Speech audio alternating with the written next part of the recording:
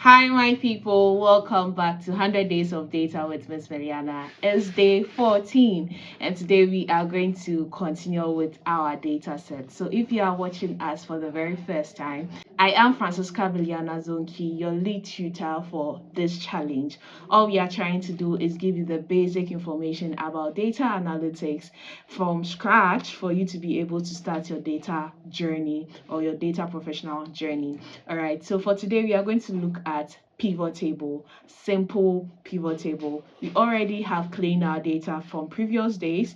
If you are new here and you want to start with us, the link to the data set is going to be in our description. And click on it, download it, and use it. Clean it up, then use it for our analysis. So we are still going to use the data set. So we are using the warehouse data set. So let's give it a name, right?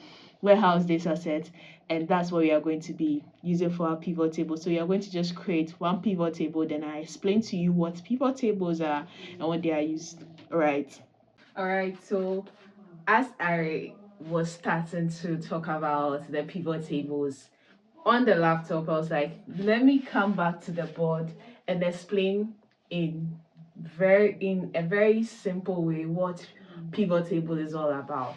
So let's say we have a class, right? So we have a class. So let's say class 3, and we have 26 students, okay? And we have male and female. So female, we have 16, and then males are 10, right? So 10 plus 16 is 26. Okay, then we have their age, right? So they have their age as well. All right, so now we have this data, right? 26 students in class 3, 10 10 male, 10 16 female. But probably we may not know this. Okay, we don't know this. Let's assume we don't know this. We just have the data set that's giving us 26 individuals. So we have to create a table. All right, we have to create a table for them, and then we would actually put here male and female. Then we will have total. All right, so we know total to be 26. All right, so this will be our values. We know total to be 26. All right, so when we create the pivot table in our Excel, it's automatically going to count the number of males, right? Note that the data set is 26, but in the Excel it's like it will show the female, but we just don't know it. We just don't know the number. So it's going to put 10 here and going to put 16 here, which the total is 26. So when you create a pivot table, you are going to put the gender. So let's say the data set is this way.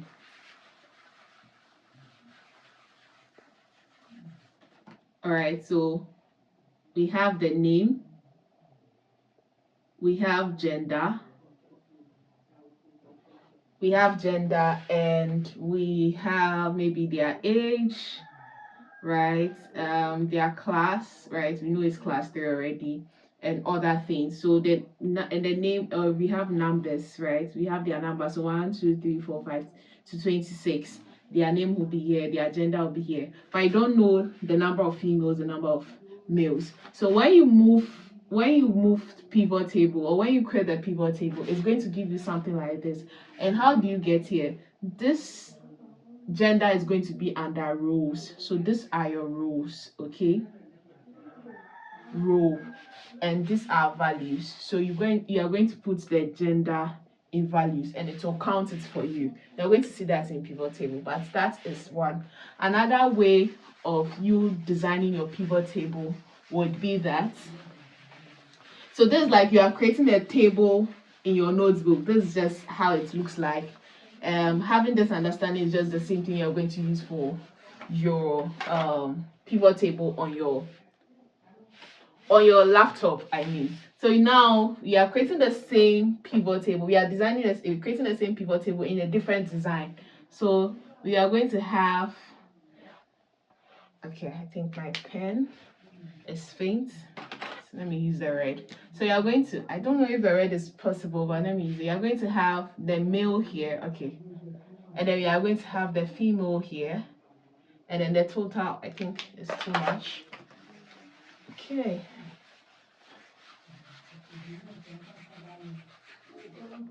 So we're going to have male, female, then total will come here, right? Then now we are going to have the values here. So it will be 10, 20, 16, then 26. All right. What means is that your gender is on your columns. Do you get? So that's what column means, and that's what row means at the beginning. All right. And then your values are what gives you the numbers. All right. And remember, gender is a categorical data. So when you put your gender at values, right, you will drag it and put it at values. You have to go and change it to, it's going to count it for you automatically. By default, it's going to count it for you. All right. All right, so that is a very simple way of showing you the pivot table using like understanding how to, you draw these tables when we're in school. So it's the same understanding that we are going to use to create our pivot tables in the next video. All right. Right, we'll go back to my decks, and you're going to just create something simple for you to understand what I mean as well. All right, I hope this helps you understand what pivot table are. Pivot tables are usually drawing a table and summarizing your data into it. Right, it's day 13 as usual. All right, see you on the decks. So I just realized that I said day 13. It's actually day 14. All right, so let's create a pivot table with this data set. So let's, first and foremost, let's go through our data set. I'm zooming in a bit.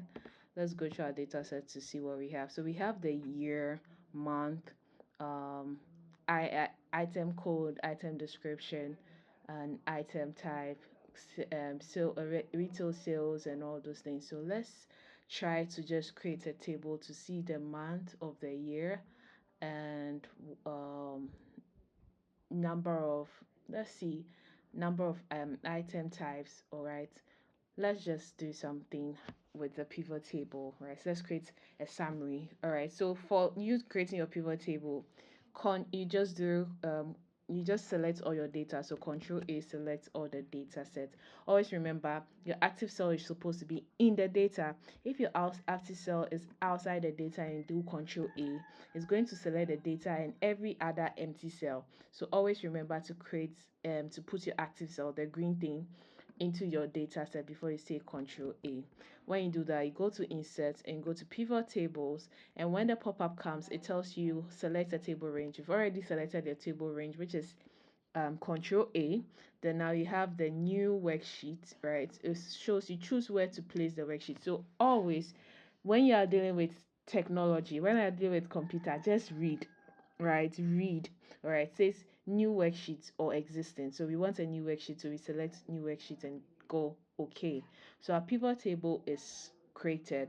Now this is where the table is going to be drawn. Like, let's just have that mentality from the board. Okay, it's going to be drawn, and then we are going to have um our fields. These are the fields, these are the labels. Remember this, the labels, right, from year, month, and all that is what we have here. All right, so let me zoom in a bit.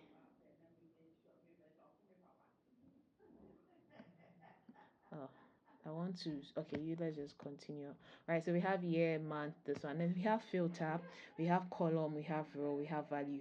So I'm talking about rows, columns, and values. So let's see, filter comes in further after you want to just filter something out. Okay, so filter by, so they are going to use, okay, we want to see the number of the retail sales, right, or warehouse sales. So let's see, let's start with year, right? The year automatically goes to values. Why? Because it's Excel is seeing it as numbers, right? It's putting the numbers are on your right and alphabets are what are on your left, right? Or text are on your left. So it's seeing it as numbers, so that is incorrect. Okay, you have to bring it to row, right? So when you bring it to row, it has labeled it. Let me zoom in, right? It has arranged it in the rows 2017, 2018, 2019. It has grouped them. Remember the data is long, but it has just grouped them, showing you what is showing you, right? If you bring you can drag it, right? If you drag it to columns, you see how it has arranged it. So remember when I said the male and female is the same thing as rows and columns as well. All right, so let's do that, right? It's more nicer this way and understandable this way, so I've put it back on row, so you can just drag it around. Okay, so let's see items or retail sales. When you click on retail sales, it goes to values because it's numbers, and you can see the total sales, retail sales, according to the year, right? According to the year, right? So you can actually add retail transfers, right? It is adding it according to the year, so it is all going to values. Okay, when you add warehouse sales to, you have it. So you have created a pivot table that talks about the sales, the warehouse sales, retail sales, and retail transfers according to the years. That's what it means by pivot table. So the more you explain, the more you go around it, the more you understand. So let's try to filter it according to supplier. So let's bring the supplier. I can select the supplier, but if you automatically select supplier, it's going to go under the row. We don't want that. We want it to come to filter, right? We want to filter it by supplier. So when we come here, yeah, so when we come here, you see that the filter has come up here. All right, so currently showing you all. So when I come up here, let me do that again. Let me unclick the supplier. We've created a pivot table that talks about the sales and transfers according to the years, and want to filter it by suppliers. So we want to know the supplier and the amount of things it came with and what we sold from each supplier, or we want to know items, right? So let's drag the supplier to the filter. If you click it, it will move to row, so you drag it. When you drag it, you see that the supplier is at the top here and saying all. So when I come to this point and I unselect everything, you see that everything is gone. Then I now select only one particular supplier, and you see that it's showing it that way. And that is all you have to know about it. So now you can play around your pivot tables and you can learn more about it. All right, it's the end of our creating pivot tables. I hope you understand, and play more around it, you will understand better. All right.